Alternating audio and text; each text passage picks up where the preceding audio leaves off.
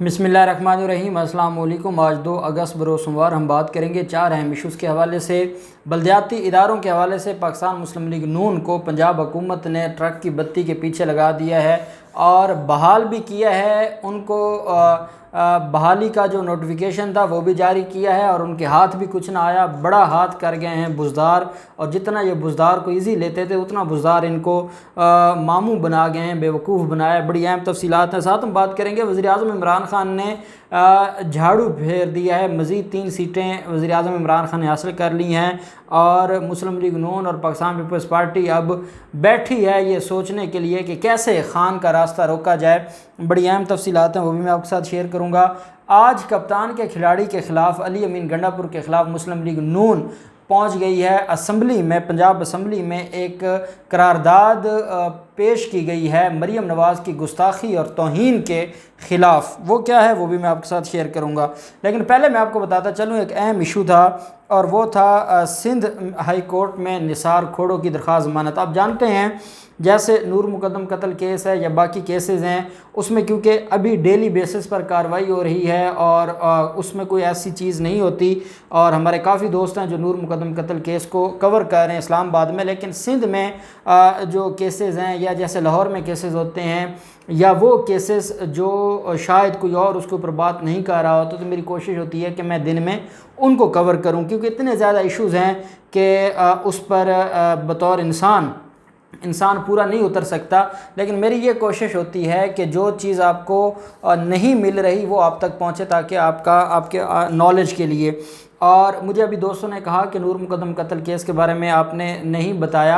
अब नूर मुकदम कत्ल केस क्योंकि तफ्तीश चल रही है और 14 रोज़ा जुडिशल रिमांड पर मुलज़िम को भेज दिया गया है जेल में। अब मुलज़िम जब जेल में जाता है तो उसके बाद अगला काम चालान का होता है। पुलिस इन्वेस्टिगेशन कंप्लीट करती है, चालान आता है और चालान के बाद जो केस है वो फिर आगे जाता है। तो पुलिस की अब ज़िम्मेदारी है कि वो चालान ईमानदारी से, मेहनत से और चालान पर काम करे, चालान पेश करे और तफ्तीश में कोई डंडी ना मारे। और अब तक जितनी एविडेंस कलेक्ट हो चुकी है तो मैं नहीं समझता कि तफ्तीश में कोई कमी रह गई है मुलज़िम को सज़ा देने के हवाले से। तो इंशाअल्लाह मुलज़िम को सज़ा होगी। और जो बाकी है अहवाल जो समात का है तो उसमें कोई ऐसी टेक्निकल चीज़ नहीं है कि वो मैं आपके साथ शेयर करूँ। निसार खोड़ो की दरख्वास्त ज़मानत पर आज समाअत हुई है सिंध हाई कोर्ट में। निसार खोड़ो आप जानते हैं पाकिस्तान पीपल्स पार्टी पार्लियामेंटेरियन के सीनियर रहनुमा हैं और उनको आज पेश हुए अदालत में। ये उनके ख़िलाफ़ चौथी इंक्वायरी है। 3 इंक्वायरीज़ पहले हैं, उनके ख़िलाफ़ रेफरेंस भी फ़ाइल हो चुके हैं और साथ वो मुख्तलिफ़ ज़मानतें भी हासिल की, जेल में भी गए। अब एक चौथी इंक्वायरी उनके ख़िलाफ़ शुरू हुई है और ये इसमें जो मुलज़िम के ख़िलाफ़ एलिगेशन है ये कहा गया है कि ये करप्शन का केस है मुलज़िम के ख़िलाफ़। और निसार खोड़ो ने कहा है जी कि मेरे ख़िलाफ़ पहले 3 इंक्वायरीज़ थी, अब चौथी इंक्वायरी शुरू कर दी गई है और मेरे साथ ज़्यादती हो रही है, सियासी इंतकाम का निशाना बनाया जा रहा है, अबूरी ज़मानत दी जाए। अदालत ने सिंध हाई कोर्ट ने नैब को नोटिस जारी करते हुए 26 अगस्त तक निसार खोड़ो की दरख्वास्त ज़मानत मंजूर कर ली है। ये पाकिस्तान पीपल्स पार्टी पार्लियामेंटेरियन के सीनियर रहनुमा भी हैं और करप्शन की गंगा में जहां आगा सिराज दुरानी हैं, जहां बाकी मुलज़मान हैं, तो ये भी उसमें इनका भी बड़ा किरदार है। आगा सिराज दुरानी की दरख्वास्त ज़मानत पर भी आज समाअत हुई। आप जानते हैं स्पीकर असम्बली सिंध असम्बली उनके ख़िलाफ़ आमदन से ज़्यादा असासाजात केस में सिंध हाई कोर्ट से ज़मानत मंजूर हुई थी। जब ये मामला सुप्रीम कोर्ट ऑफ पाकिस्तान में गया तो सुप्रीम कोर्ट ऑफ पाकिस्तान ने सिंध हाई कोर्ट का फ़ैसला खारिज कर दिया था और वापस भिजवा दिया था कि सिंध हाई कोर्ट को, कि सिंध हाई कोर्ट इस मामले को डिसाइड करेगा। सिंध हाई कोर्ट में आज जब समाअत हुई तो वहाँ पर 2 रुकनी बेंच है। एक जस्टिस इकबाल साहब हैं और उनके साथ जस्टिस मोहम्मद अली मज़हर साहब थे। मोहम्मद अली मज़हर साहब आप जानते हैं कि सुप्रीम कोर्ट के जज के तौर पर उनकी मंजूरी हो चुकी है। तो जो वकील थे पाकिस्तान पीपल्स पार्टी के रहनुमा के, पाकिस्तान पीपल्स पार्टी पार्लियामेंटेरियन के रहनुमा के, उन्होंने ये कहा कि क्योंकि मोहम्मद अली मज़हर साहब तशरीफ़ ले जा रहे हैं सुप्रीम कोर्ट, इस वजह से नया बेंच बनाया जाए। जबकि जो नए प्रोसिक्यूटर थे उन्होंने अदालत को बताया कि जो सुप्रीम कोर्ट ने वजूहात जारी की हैं इस केस को रिमांड करने की, और सुप्रीम कोर्ट ने वापस सिंध हाई कोर्ट को कहा है कि कानून के मुताबिक इसका फ़ैसला करे। तो ये खुर्शीद शाह का भी ऐसे ही केस वापस आया था जो दोबारा सिंध हाई कोर्ट ने उनकी ज़मानत खारिज कर दी थी। اب یہاں ضمانت خارج ہوگی اور اسپیکر سندھ اسمبلی دوبارہ جیل میں چلے جائیں گے. پہلے بھی یہ جیل میں تھے, پھر یہ وہاں سے رہا ہوئے تھے سندھ ہائی کورٹ کی ضمانت منظور ہونے کے بعد.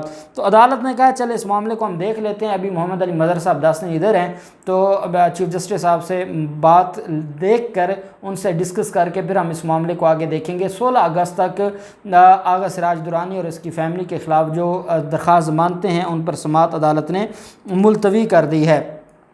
دوسری طرف جو معاملہ ہے اور وہ بڑا اہم معاملہ ہے بلدیاتی اداروں کے حوالے سے. آپ جانتے ہیں کہ سپریم کورٹ آف پاکستان کا بھی حکم ہے, جسٹس عائشہ ملک صاحبہ بھی اس معاملے کو دیکھ رہی ہیں, اور اس پر جو پنجاب حکومت ہے انہوں نے اور چیف سیکرٹری نے عدالت میں اس بات کی یقین دہانی کروائی تھی کہ وہ ہر حال میں ادارے بحال کریں گے, نوٹیفیکیشن جاری ہوگا.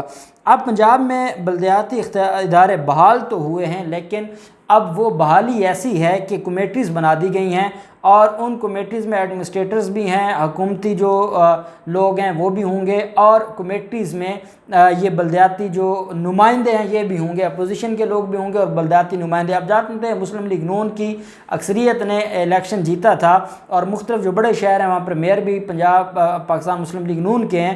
ان کو یہ لگتا تھا کہ بلدیاتی ادارے بحال ہوں گے اور ہم اپنی مرضی سے اپنی مرضی کریں گے, فنڈز کھائیں گے, اور ہم نے جو اتنا عرصہ انتظار کیا ہے تو ہم آخری 3-4 ماہ رہ گئے ہیں بلدیاتی اداروں کی جو مدت ہے وہ ختم ہونے میں, تو ہم اندھیر نگری مچائیں گے. ان کے لیے کمیٹیز بنا دی گئی ہیں. اور اب کہا کیا ہے, جو بلدیاتی ادارے بحال کرتے ہوئے ضلعی اور تحصیل سطح پر قائم ٹرانزیشن کمیٹیوں میں بطور ممبر تعینات کر دیا گیا ہے. جو ٹرانزیشن کمیٹیز ہیں ان میں کن کو, بلدیاتی نمائندوں کو. محکمہ بلدیات پنجاب نے ان کمیٹیوں کو 12 اگست تک رپورٹ جمع کروانے کا حکم دیا ہے.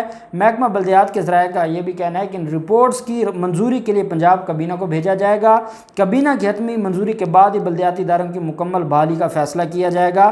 31 دسمبر 2021 تک ان کی مدت ختم ہو رہی ہے, اور ابھی اگست کا مہینہ ایسے گزر جائے گا, اور باقی جو 3-4 ماہ ہوں گے وہ ان کی مرضی سے ہوگا. اور وہ کس کی مرضی ہوگی, وہ مرضی ہوگی کمیٹیز کی, اور اس کمیٹیز میں صرف بلدیاتی نمائندے نہیں ہوں گے بلکہ باقی لوگ بھی ہوں گے جو پہلے بلدیہ کے جو گورنمنٹ کے لوگ ہیں جو وہاں پر کام کر رہے ہیں, ایڈمنسٹریشن یا جو ایڈمنسٹریٹر مقرر کیے گئے تھے. ہنا پرویز بٹ جو کہ مسلم لیگ نون کی رہنما بھی ہیں اور ایم پی ہیں پاکستان مسلم لیگ نون کی, انہوں نے آج ایک مذمتی قرارداد پیش کی ہے پنجاب اسمبلی میں. جہاں اسپیکر پرویز الہی بیٹھے ہوں وہاں نون لیگ والے کوئی بھی قرارداد پیش کر سکتے ہیں. قرارداد کس کی پیش کر رہے ہیں, جو مجرمہ ہے, جس کو 7 سال کی سزا ہو چکی ہے اور جس کی اپیلیں پینڈنگ ہیں اسلام آباد ہائی کورٹ میں. اس کے توہین کے خلاف ایک وفاقی وزیر کے خلاف ایک قرارداد پیش کی جا رہی ہے علی امین گنڈا پور کی, اور انہوں نے کہا کہ مریم نواز کے خلاف جو توہین امیز الفاظ استعمال کیے گئے ہیں بڑی زیادتی کی ہے, اور اب ہر حال میں وفاقی وزیر قانون کو کی مذمت کرنی ہوگی اور وفاقی وزیر قانون کے خلاف کارروائی کرنی ہوگی. یہ مطالبہ ہے اس قرارداد میں. یہ اپنے گھر کی لونڈی سمجھتے ہیں پارلیمنٹ کو بھی اور اسمبلیوں کو بھی, اور ان کو چھینک آتی ہے تو یہ چلے جاتے ہیں اسمبلیوں میں اور وہاں پر قراردادیں پیش کرتے ہیں. کبھی عوامی مسائل کے لیے انہوں نے قراردادیں نہیں پیش کی, نہ قانون سازی کرتے ہیں. اپنے مفادات کے لیے سارے اکٹھے ہیں, لیکن جب مفاد کی بات آتی ہے عوام کے مفاد کی تو ان کو بڑی تکلیف ہوتی ہے, اور یہ ان کا جو رویہ ہے وہ انتہائی مایوس کر دینے والا ہے. پاکستان تحریک انصاف کو بڑی کامیابی ملی ہے. پاکستان تحریک انصاف کو آج جو آزاد کشمیر میں ٹیکنوکریٹ کی نشستوں پر جو ووٹنگ ہوئی ہے, 3 سیٹیں پاکستان تحریک انصاف نے, کل 3 سیٹیں پاکستان تحریک انصاف نے جو ہے وہ خواتین کی حاصل کی تھی, اور اس سے جو پاکستان تحریک انصاف کا ووٹ تھا وہ بڑھ گیا تھا. آج مخصوص نشستوں پر جو ہے وہ ووٹنگ ہوئی ہے. اس میں علماء مشائخ کی نشست تھی, پی ٹی آئی کے محمد مظہر سعید علماء مشائخ میں جیتے ہیں. ٹیکنوکریٹ کی نشست پر رفیق نیر, یہ بھی پاکستان تحریک انصاف سے, اور سمندر پار کشمیریوں کی نشست پر محمد اقبال, یہ بھی پی ٹی آئی کے ہیں. 3 سیٹیں پاکستان تحریک انصاف جیت چکی ہے. 26 سیٹیں پہلے تھیں, 3 سیٹیں خواتین کی آ گئیں اور 3 سیٹیں ٹیکنوکریٹس کی آ گئیں. 32 سیٹوں سے پاکستان تحریک انصاف حکومت بنانے جا رہی ہے. ایک سیٹ مل سکتی ہے جو چودھری یاسین خالی کریں گے اور دوبارہ الیکشن ہوگا، وہ بھی اگر مل گئی بعد میں الیکشن میں، ضمنی الیکشن میں، تو 33 سیٹیں ہو جائیں گی۔ میں یہ سمجھتا ہوں کہ یہ بہت بڑی کامیابی ہے پاکستان تحریک انصاف کی۔ پاکستان تحریک انصاف نے جھاڑو پھیر دیا ہے مسلم لیگ نون کے خلاف بھی، پاکستان پیپلز پارٹی کے خلاف بھی۔ اب پاکستان پیپلز پارٹی کے پاس ٹوٹل سیٹیں 12 ہیں اس وقت، اس کے علاوہ 7 سیٹیں ہیں پاکستان مسلم لیگ نون کے پاس، 1 سیٹ ہے آزاد کشمیر جموں کشمیر پیپلز پارٹی کے پاس اور ایک مسلم کانفرنس کے پاس۔ تو یہ ملا کر بھی جو ٹوٹل سیٹیں ہیں اپوزیشن کی وہ 19 بنتی ہیں، 53 ٹوٹل سیٹیں ہیں، ان میں سے 32 پاکستان مسلم لیگ نون پاکستان تحریک انصاف لے چکی ہے، 12 مسلم پیپلز پارٹی کی ہیں، 7 مسلم لیگ نون کی ہیں اور ایک ہے دوسری طرف سے جو آپ کی پاکستان جموں کشمیر پیپلز پارٹی ہے اور اس کے علاوہ مسلم کانفرنس ہے۔ تو آپ پاکستان تحریک انصاف 32 سیٹوں کے ساتھ جو ایک بڑی میں سمجھتا ہوں کہ ان کے پاس پاور ہے، وہ اپنی حکومت بنانے جا رہے ہیں اور عمران خان کی یہ بڑی کامیابی، اور ہم امید کرتے ہیں کہ پاکستان تحریک انصاف کی یہ جو ایک تاریخی جیت ہے یہ کشمیر کے لیے بہتر ہو، پاکستان کے لیے بہتر ہو اور کشمیر کے مستقبل کے لیے بہتر ہو۔ اللہ پاک پاکستان کا حامی و ناصر ہو۔ بہت شکریہ، اللہ حافظ، پاکستان زندہ باد۔